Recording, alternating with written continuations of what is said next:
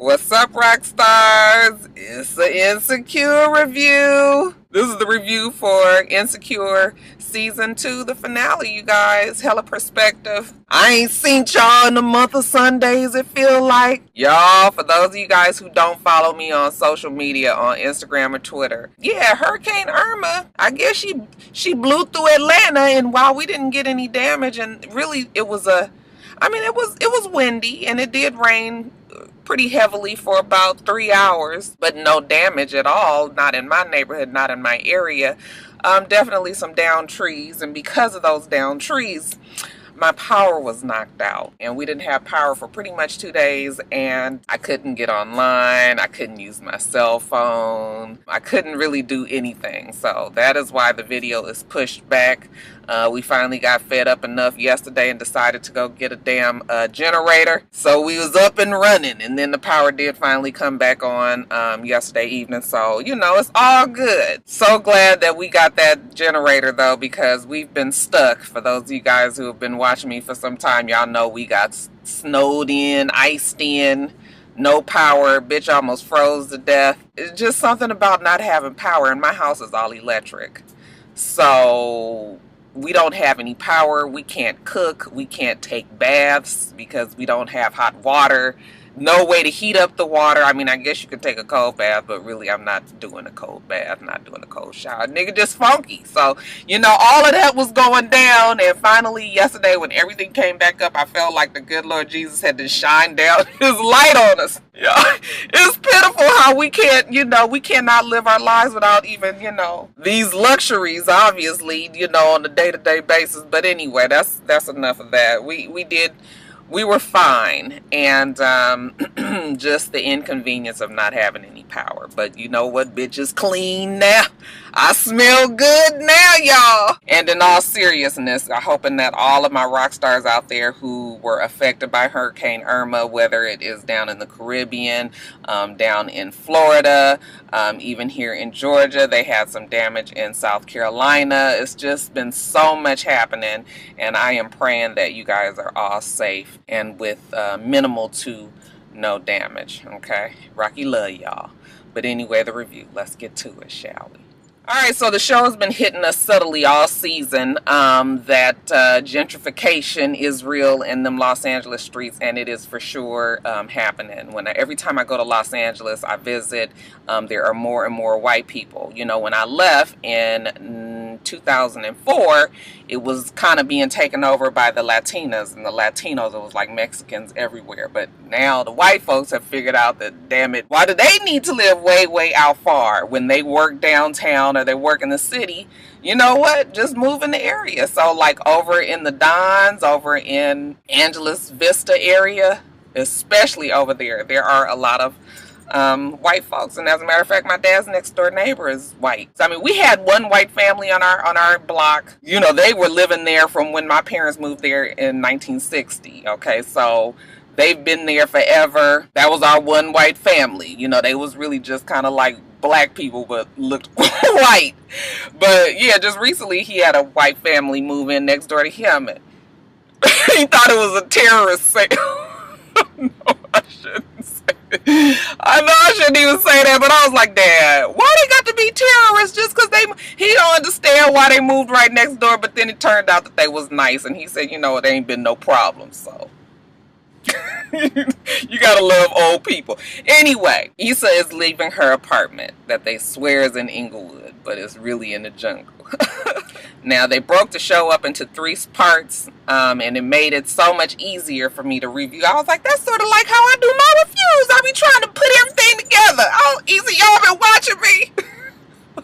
I'm just kidding, y'all. Anyway, broke it down. First up was Lawrence. Okay, Lawrence is running a marathon with his girl Aparna. It's all very cute. While he's running, though, he sees Issa and Molly in the crowd cheering everybody along. Molly and Issa aren't looking, though. They're looking down at their phone, so they don't see him. However, he sees them, and, you know, it kind of bothers him. Now, let's discuss the issue of Lawrence dating the office floozy. I'm not saying that Aparna is actually the office floozy. What I will say is that Aparna is definitely the casual dater, the casual sleeper arounder. And we knew from the beginning of the season that she had recently slept with one of their co-workers, the one that she had been called he was a dud in bed, and he don't really have the best personality. I mean, she kind of wrote him off as just like, that was just something that I did. Don't know why Lawrence didn't take that into consideration. Aparna has kind of been around the office a little bit. And that's fine. Okay, the girl is single. She's living her life. She's dating and whatever. But do you want to be added to that list once you guys don't necessarily work out? These are things that you must think of when you are talking about dating, dating, meaning having sex with somebody that you work with. That's not really Lawrence's thing, okay? And she's still good friends with the Colin boy. We find that out when we see Aparna and Lawrence at a Mexican restaurant having dinner. He has a problem with it. She thinks he's funny, and she can still laugh and talk and joke with him, but Lawrence does not really like that, okay? She's just like, "Aw, are you jealous?" And he kind of is in that whole, well, if you like it, I love it thing, but yeah, he has a problem with it. While they're there, he sees Molly walk in with Quentin. We'll talk about them in a little bit. And again, it bothers him. Lets you know again he's not done with Issa. Now when he runs to tell his boys about Aparna, okay, they're putting up the surround sound in his new home, and he tells them how he's got to work with her ex. And of course the boys is like, oh, hell no. Okay, you need to check that. Derek even said that Tiffany kind of had like a work husband and was a little too close to this nigga named Fred. But he had to have a talk with Fred, and now Fred don't work there anymore. Back up. Did you guys hear that he said that Tiffany was over at Issa's watching this show, Due North, which was fucking hilarious if you watched afterwards all of the little clips that they had of the Due North show. I was like, genius, okay? I hate slavery. That show, they really could make a damn satire show out of it. If you guys did not watch Due North, go on to HBO and watch little clips that they had of the show. But anyway, Derek did mention that Tiffany was over at Issa's house, and we're going to talk about that in a second. But the general consensus is that Lawrence needs to handle that, okay? Colin and Aparna cannot be friends at the workplace, except that Aparna, she looks like she's a strong enough woman. She's really not going to do well with you trying to tell her who she can see, or trying to talk to her ex about the fact that they're talking and laughing at work. I mean, really, you act like they kissing at work. They're not doing nothing but talking. So one night when they're out in the car, she's laughing at her phone, not really paying attention to Lawrence, and he was like, "Oh, is Colin that funny?" And she was just like, no. First of all, I'm not talking to Colin. I'm talking to my sister. My sister sent a picture of my niece. Had a plate on her head. Just called it a hat. The shit was funny. And of course, Lawrence still doesn't even say, "Oh, sorry. I got that fucked up." He's just still like, you be talking to Colin like he's all funny and everything. And she was just like, don't try to make this about me. That's your shit, your baggage, okay? As a matter of fact, the phone rings while they're having their discussion, and it's Issa, okay? She's like, "Oh, there's your pile of shit right now. I pulled this fucking car over." She gets out, and she leaves. Lawrence just looks at his phone like... Next scene, we see Lawrence walking up to their apartment. I said, uh-oh, what is this? Now rewind the episode and let's see it from Molly's perspective. Molly is at the marathon with Issa. She's telling Issa how Quentin is coming to town next week, and she's got to figure out what restaurant, that she's going to take him to. But, she got to keep it real casual, nothing too serious. Issa's like, "Oh, show me the picture." When they're looking down at their phone, that is the time that we see that Lawrence actually runs by and notices them. That's why they don't see him. So she's just like, "Oh, you got a beard, okay." We see Derek and Tiffany join them, and then they get a call from Kelly. She's already at the finish line. It was like, damn, did we miss her already? Okay, next scene, we see Molly. She is killing a job interview with what we assume to be a black law firm. Okay, they loved her on paper, but they are ecstatic with her in person. Even the fact that she grew up in the hood, right around where they grew up, and she was just like, yeah, right there on Crenshaw and Florence. And they were like, well, damn, is the McDonald's still there? And I was like, it sure is. As a matter of fact, I have a real quick story for you guys. It ain't really a story, but I can just tell you about Florence and Crenshaw was always a problematic corner. One time my mom and me were in the drive-thru at that McDonald's. And for many of you guys who are from that area and know that McDonald's used to have a really small alley in between. There was a house, and then there was an alley, and then there was a drive-thru right here. And shit used to always happen in that alley. Not never quite sure why it would be, but it was just, it attracted a lot of people. And when you would go through the drive-thru, it would always be niggas and shit and cars and all, you know, just kind of hanging out in that alley. Well, one night, my mom and I was coming home from Fox Hills Mall, and she stopped at the McDonald's there, and we were in the drive-thru, which we really hated going there, but it was just like she didn't feel like driving all the way down because they didn't have the McDonald's on 43rd at the time. You had to drive all the way down almost close to Adams. So she wasn't really trying to do that, so we stopped there. We was in that damn drive-thru lane, and it was super crowded. And you know, once you get into the drive-thru, you can't get out because it's the curbs on each side of it. So we were just sitting there in the car, and all of a sudden these guys start shooting in the fucking alley. My mom was like, oh my goodness, oh my goodness. She was trying to back up. The people wouldn't back up behind us because I guess this shit was like happening every day, and the people in front of us would not move. So my mama drove over. Nigga, it was a curb. Now just imagine this is a damn Cadillac Eldorado, like a 1984. My mama drove over the damn little the damn curb with the shrubbery and shit. Baby, Miss Ruby was not fixing to get shot that day. Honey, we done drove over there. We was worried that she was fucked the car up and everything, but she didn't. She scratched the tires. My dad might have been upset about that, but yeah, it was just like, nigga, we was fixing to get killed. And nobody else seemed to think that it was a big enough problem to back the fuck up and let us out of there. Y'all scary as hell.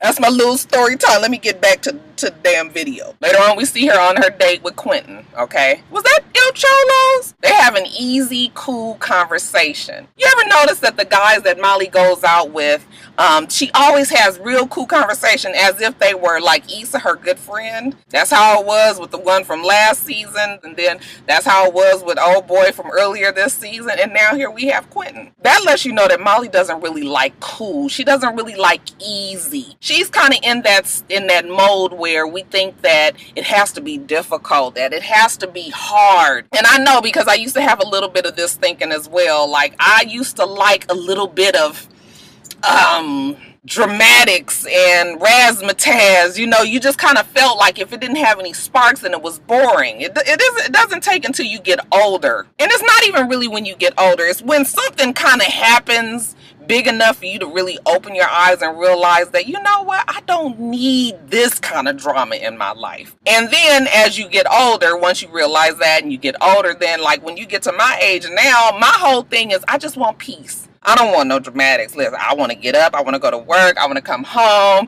I want to go out to eat, go to the movies. I want to go on vacation 1 or 2 times a year. And that's it.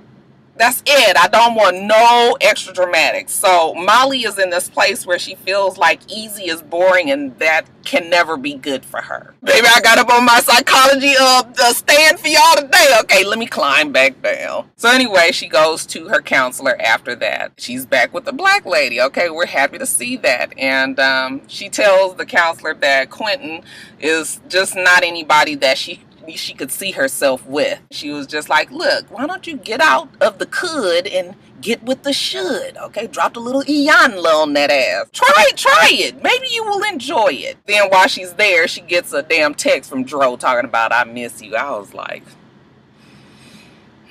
But we gotta give it to Molly. She does try with Quentin. They're working late one night. He breaks out the Hennessy. She puts the Hennessy down and she kisses him. This is actually the first sex scene that we actually see start from the beginning. And no, there were no condoms involved. So all the other times that we've seen them having sex on the show, they're always already in the middle of it. So we don't really know if there were any condoms used or not. But this time it wasn't. Now, I don't see Molly getting pregnant, but girl. So they have sex. It seems to be cool enough. Nothing too interesting. That's what she tells Issa and Kelly when they get together to watch Due North. They're waiting for Tiffany to get there, but Tiffany calls and says that she's not going to make it. Well, where is Tiffany? Didn't Derek say that that's where she was going to be? Something is going on with Tiffany. Tiffany might still be seeing Mr. Fred. Okay, I'm feeling like next season we probably going to hear quite a bit more about Tiffany and Derek's relationship. But anyway, Molly is telling Issa and Tiffany about, you know, the sex that she's had with Quentin. And, you know, it's just okay. She was making it seem like it was whack. No, it wasn't necessarily whack. It was fine. Okay, like I told you guys, there's no risk with Quentin. Molly is one of those ones who like to date people who are unavailable. That way she does not have to commit herself to something that may not work out.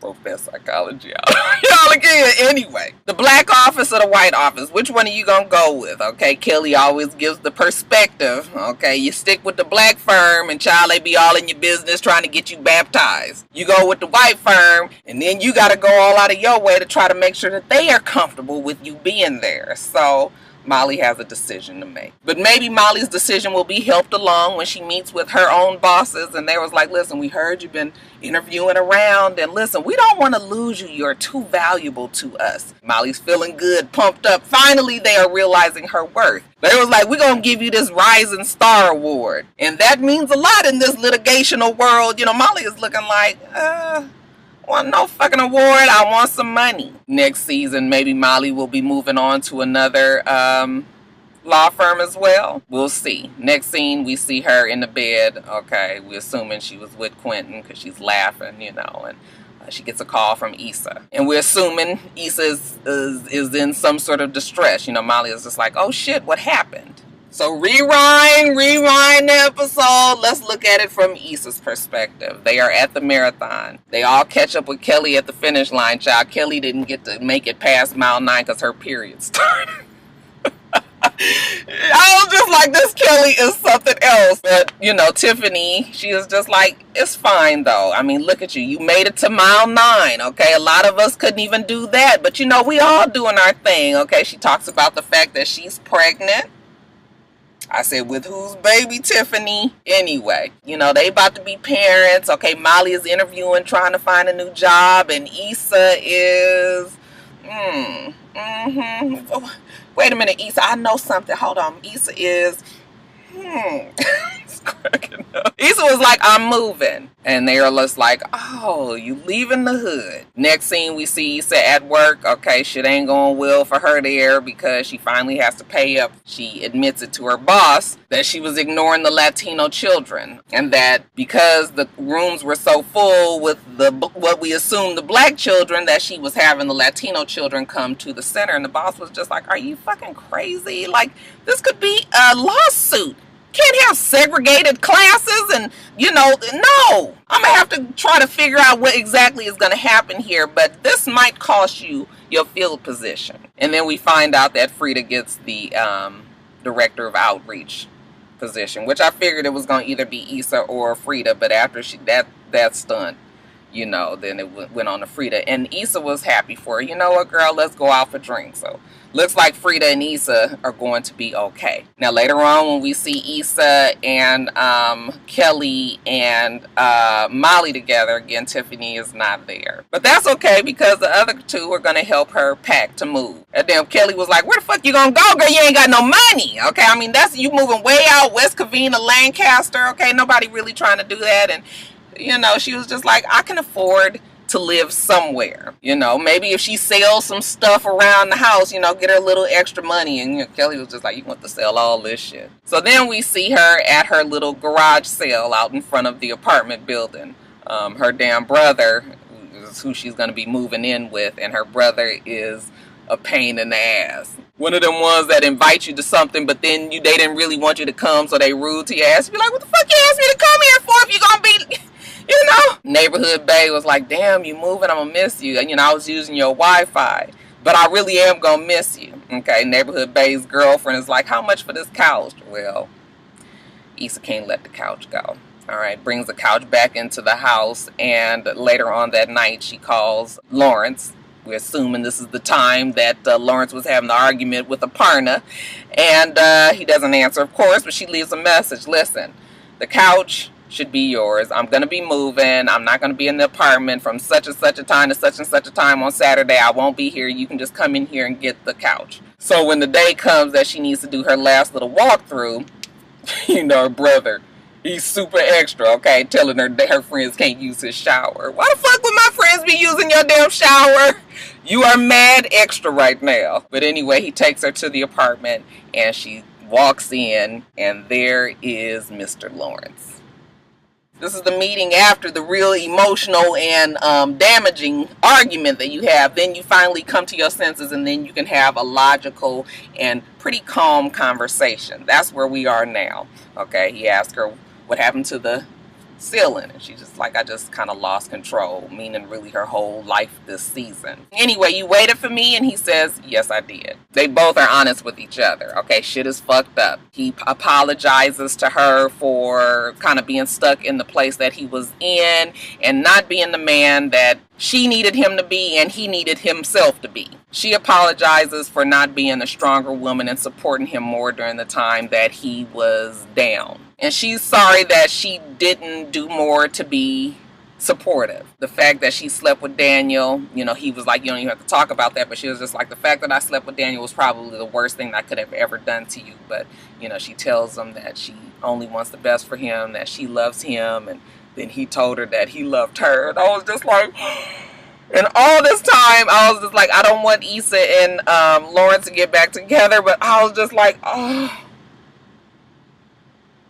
You guys, I was so touched with that scene. You know, she gave him the hug, but it was just like too much fucking water under the bridge. He was just like, I'm gonna go now. And so she says, okay. And then when he walks to the door and he says, bye, Issa. And then all of a sudden he grabs her hand and I was just like, oh my God, this is a dream. This is a dream. But he was just like, you know, I can't live my life without you. You know, will you marry me? And she says yes. And then she looks at the camera and then you just see their life, how it could have been. I was just like, you guys are really fucking pulling on my heartstrings right now. You know, we see them, they get married, they're laying on their couch, you know, hand in hand. You know, we see them having sex and it's so passionate and loving filled. And then all of a sudden she's pregnant and he's kissing her stomach. And then we see them get home from, you know, being out for the day and he has a little baby boy and the little, you know, the little baby Bjorn. I don't know if that's what they call him still. That's what they called him when I had Joe and Jade, a little like that.